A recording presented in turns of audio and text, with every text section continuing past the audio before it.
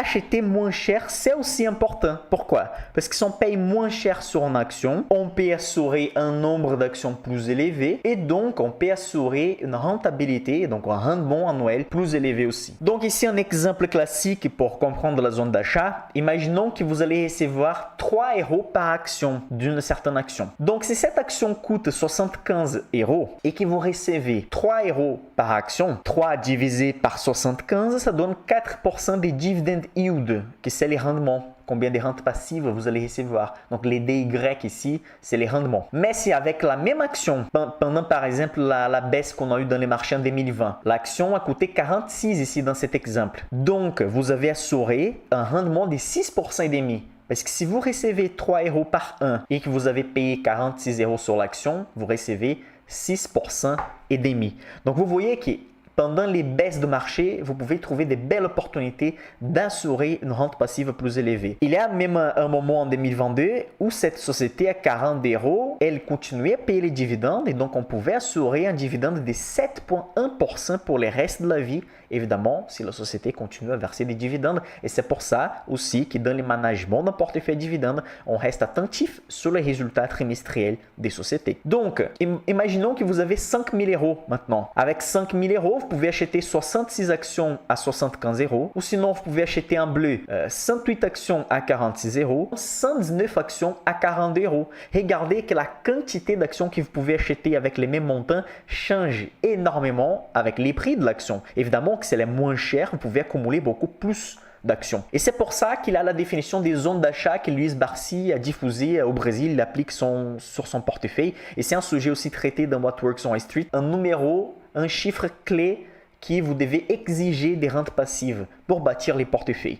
On ne va pas simplement acheter une société à dividende qui paye 1% des rentes passives par an. Si on veut recevoir de la rente passive, si on veut avoir un salaire plus gros que les SMIC ou la retraite qu'on va recevoir d'ici quelques années, on doit établir un minimum pour commencer à recevoir. Et avec l'effet boule de neige, qu'on va accumuler les dividendes et les utiliser pour acheter encore plus d'actions, on va faire un effet boule de neige énorme et d'ici quelques années, une décennie, 2 décennies, on peut avoir des rentes passives de 12, 13, 14, 17% par an. Ici, il y a donc, si je vais garantir un rendement, une rente passive minimale de 5%, il y a certains prix que je peux payer sur la société, mais il y a certains prix que je ne peux pas payer. Par exemple, si je veux 5% de rente passive pour une certaine société, on suppose ici la société, elle vaut, allez, dans cet exemple ici, la société, elle paye un dividende de 3 € par action. Donc, je vais utiliser ces dividendes versés par an des 3 € par action pour découvrir quel est le maximum que je peux payer sur l'action pour garantir, par exemple, 5% des rentes passives. Donc, je vais donner la définition. Zone d'achat,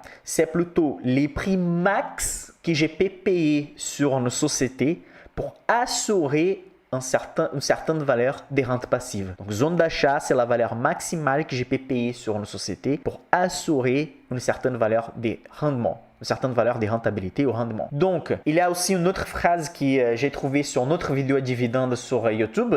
Les risques principaux sont fixes un prix très alléchant pour entrer sur un titre, c'est que l'action ne touche jamais. Donc, ce que la personne veut dire, c'est qu'il y a certaines valeurs ici qu'on ne va jamais toucher, donc on peut passer longtemps sans renforcer la société. À vouloir trop, au final, on ne peut jamais rentrer pendant des années et donc perdre des années de performance. C'est faux aussi. Normalement, quelqu'un qui ne fait pas de stock picking, quelqu'un qui ne fait pas management des portefeuilles, même si les cours ne bougent pas ou même si les cours montent, la zone d'achat dépend aussi du dividende versé. Car si la société monte les dividendes, cette barre verte va monter également. Je vais vous montrer en détail. Donc, la zone d'achat, elle change à chaque nouveau résultat. Ça, c'est les graphiques d'une société. Vous êtes d'accord avec moi qu'on ne sait pas si en 2024, elle va monter, va rester stable ou si elle va tomber. 2024, 2025, 2026. On ne sait pas la direction du cours de l'action. Mais si nous faisons des investissements à dividendes, on souhaite recevoir de la rente passive. Ce qui nous intéresse, c'est que la société continue à verser des dividendes. Et c'est quoi la zone d'achat ici? Je vais établir un chiffre, par exemple, je n'accepte pas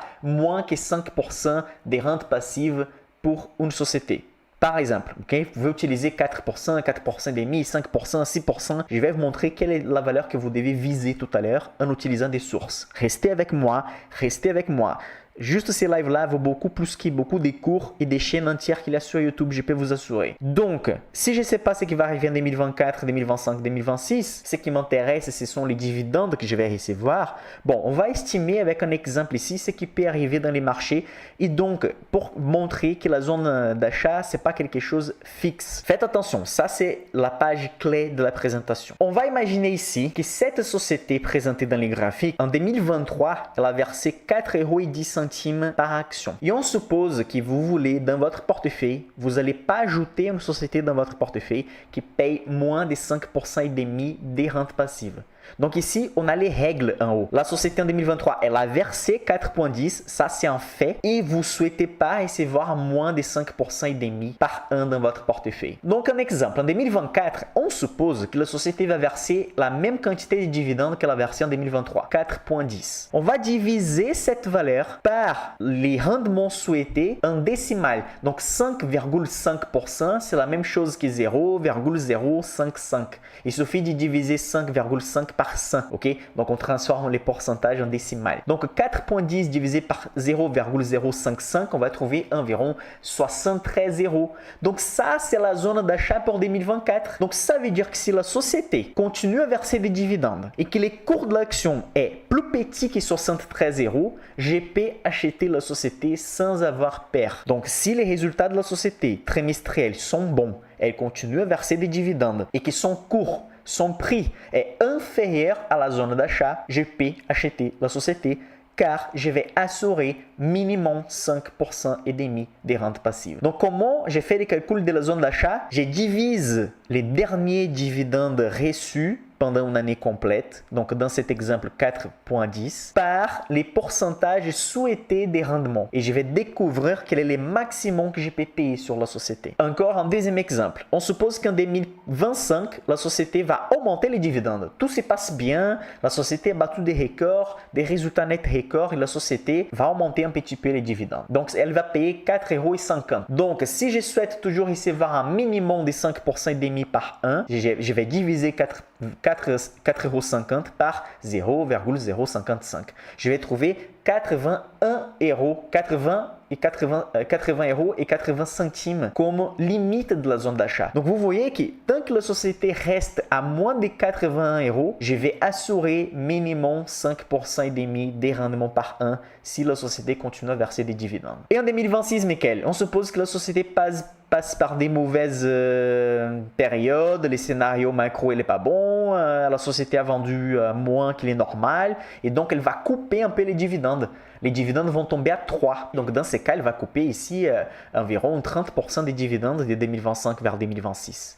Donc 3 € par action divisé par 0,055, ça donne 54 € des zones d'achat. Donc ça veut dire que si les cours de la société est inférieur à 54, je peux acheter la société pour assurer les rendements minimum. Si les cours de la société est supérieur à 54, je dois faire attention car la société ne paye pas un dividende très intéressant d'après la valeur des rendements que vous avez établi. Certaines sociétés parfois vont couper les dividendes pour passer pour une période compliquée et l'année prochaine, elles vont payer les dividendes. Il n'y a pas de souci. Si vous avez accès au contenu de Louis Barsi, au contenu de What Works on Street, vous allez voir que si la société n'a pas les risques de faillite, l'effet de diminuer les dividendes pendant une année ou les couper pendant une année pour garantir les dividendes encore pendant 5 ans, 10 ans ou dans les futurs, ça, ce n'est pas un souci.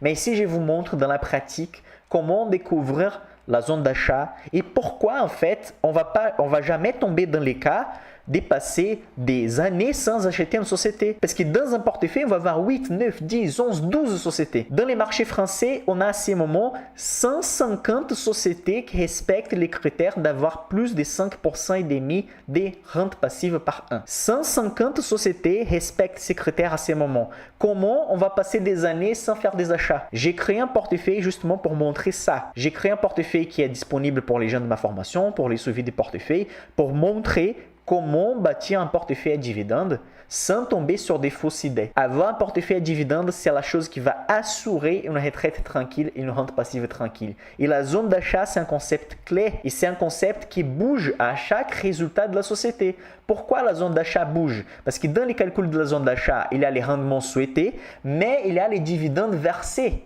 combien la société verse des dividendes. Et on a cette notion de combien elle versera des dividendes à chaque résultat trimestriel. Si les choses vont bien, si elle va tenir les dividendes, si elle va couper les dividendes, si elle va augmenter les dividendes.